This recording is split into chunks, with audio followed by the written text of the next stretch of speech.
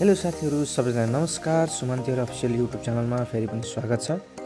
आज फेरि तपाईहरु माझ मैले पिके वाइन्स टिमको सुटिङ रिपोर्टको नयाँ भिडियो लिएर उपस्थित भएको छु। सबैजनाले भिडियोलाई अन्तिमसम्म हेरेर साथ दिनु होला। धन्यवाद। अब यो सिन्दुर तपाईले लगाइदिनुस्, मन्त्र पढ्ने काम मेरो। सिन्दुर त म लगाउँदिन। हेर बुहारी नानी, हाम्रो घरमा चाहिँ हिन्दू धर्म परम्परा अनुसार संस्कार संस्कृतिमा बस्ने, संस्कार जगेडा गर्ने मान्छे मात्रै राख्ने गरेको छ। त्यही भएर सधैँ सिन्दुर पोते लगाउनु पर्छ।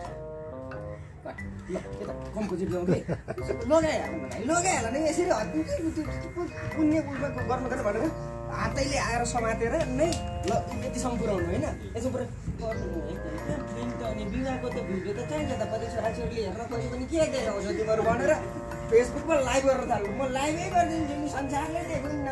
घरबेटी पनि कति संस्कारी रहेछ भन्ने कुरा मेरो पनि इमेजको कुरो छ नि त भनेर लाइभ सुरु गर्नु ल। ए भाइ के आग्लाङ हुनु गर्नुभएको, लगाइदिइहाल्नुहोस् न। यसरी हो, यसरी यहाँ ल्याउनुहोस्, हात कमाउनुहोस्।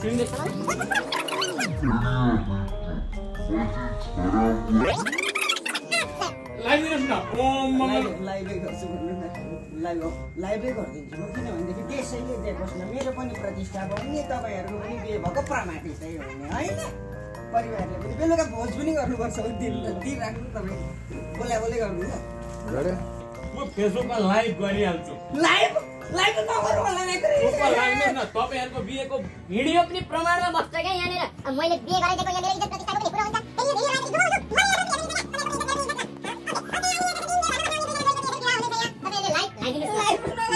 देखिराख्नु भएको छ। ओम मङ्गलम भगवान् विष्णु मङ्गलम गरुडध्वज मङ्गलम पुण्डरीकाक्ष।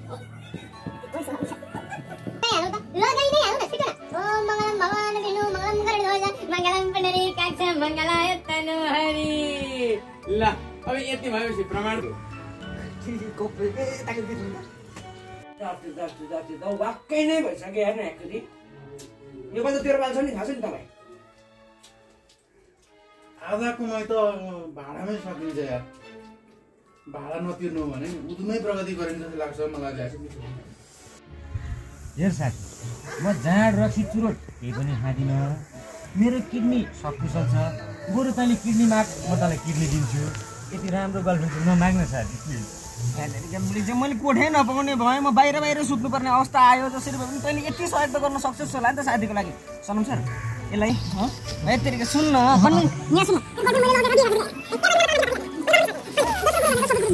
तैँले मलाई त्यति सहयोग गर्न यार। केटी मैले कोठै नपाउने, म बाहिर सुत्नु त, सडकमा सुत्नुपर्ने अवस्था आयो क्या मेरो माकुरी। सिङ्गललाई कोठै नदिने भन्छ। बस्छन् तर बोर केटाहरू होइन, केटाहरू मात्र। 2 जना केटाहरू बस्छन् तर एकदमै संस्कारी। ल म तिमीलाई देखाइदिन्छु। जाँदै पनि हुन्छ नि थोरै मोबाइल।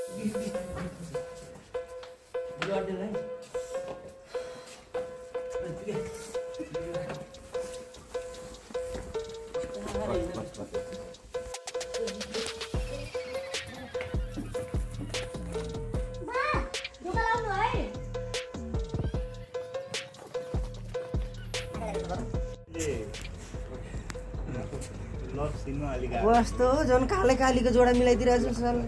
नबिगार्नु न, गोरो भएको भए पनि त अलि बिग्रिनु सक्थ्यो। कालै काला मिलाइदिरहेको छु मैले। लु त एक्सन। के गर्छ तिमीलाई मैले पहिल्यैदेखि एउटा कुरा भनौँ भने जस्तो लागेको थियो, तर कसरी भन्ने के गरी भन्ने एकैचोटि फेरि भन्दाखेरि तिमीलाई नराम्रो लाग्ला जस्तो पनि लाग्यो है। अब तिम्रो मेरो सम्बन्ध र हाम्रो बोलीचाली पनि धेरै भइसकेको छ। त्यही भएर आजै मलाई त्यो उचित समय हो जस्तो लाग्यो। कान्छी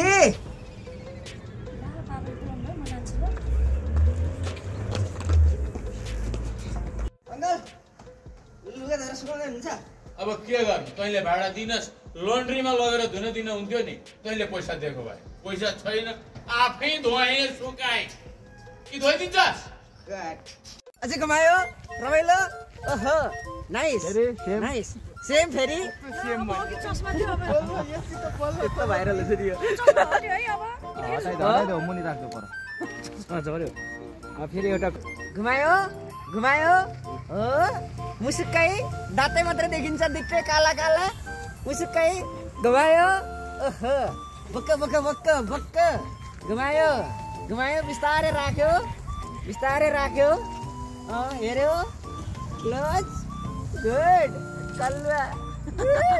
कल्लो रोमान्टिक कल्लो गुड के डाइरेक्सन गरे मार्दिने घरबेटी मुर्दाबाद नुहाउँदै पानी मार्दिने घरबेटी मुर्दाबाद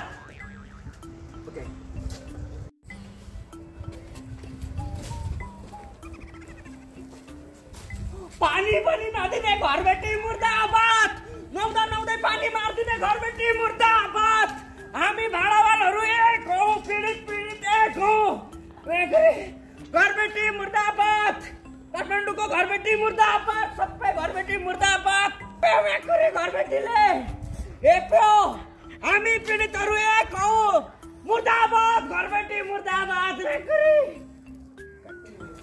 दर्शकबिन यहाँ एकदमै पीडित व्यक्ति हुनुहुन्छ उहाँको पीडा पनि सुनौँ उहाँ एकदमै छटपटाइरहनु भएको छ यहाँ उहाँले लुगै खोलेर यहाँ यसरी आन्दोलन गरिरहनु भएको छ तपाईँको आन्दोलन चाहिँ खास के को लागि म चाहिँ यसमा सर्वप्रथम त म के भन्न चाहन्छु भने सर्वप्रथम त त्यही नै हो घरबेटी मुर्दाबादै भन्न चाहन्छु म मात्रै पानी मारिदिनु भएको हो कि होइन पहिला पनि हो तर यतिसम्म हामी उग्र चाहिँ म भइसकेको थिइनँ योभन्दा अगाडि अहिले चाहिँ मलाई चाहिँ अति नै चित्त दुखेर नुहाउँदै साबुनै अझै गनाइरहेको छ यो तपाईँहरूले साबुन जानु पऱ्यो घाउ हुन्छ नि त्यहाँ साबुन पानी छोडिदिनु पर्दैन घरबेटीले त्यो हो नि त महत्त्वपूर्ण कुरा त पानी खोल्दैन घरबेटीले